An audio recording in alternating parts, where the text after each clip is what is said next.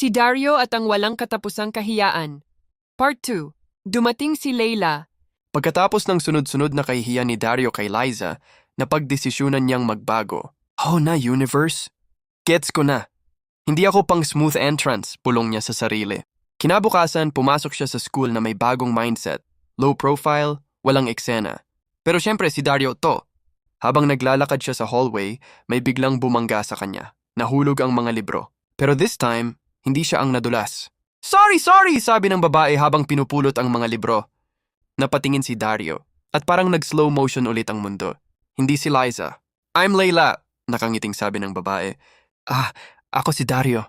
Professional madapa, sagot niya. Tumawa si Leila, hindi yung pilit, yung totoo. At doon medyo naguluhan si Dario. Simula noon napapansin niyang iba si Leila. Hindi siya yung tipong kikiligin sa dramatic moments. Natatawa pa nga siya sa mga sablay ni Dario. Isang araw nagyaya si Leila, samahan mo ko sa kantin. Kinabahan si Dario. Ito na naman panibagong kahihiyan arc. Habang naglalakad sila, todo ingat siya. Walang madulas, walang matapilok, walang eksena.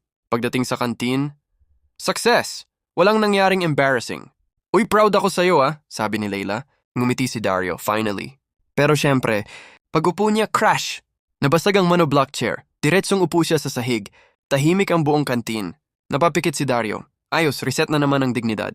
Pero imbes na matawa ang lahat, si Leila unang tumawa, pero hindi nang aasar. Grabe ka talaga, sabi niya habang inaabot ang kamay niya kay Dario. Okay ka lang?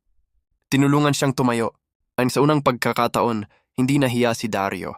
Kasi habang nakatingin siya kay Leila, naisip niya, baka hindi pala ako baka mali lang yung audience ko noon. Sa kabilang mesa, napatingin si Liza sa kanila, tahimik lang. At si Dario, hindi niya napansin. Busy na kasi siya kakatawa kasama si Leila. To be continued?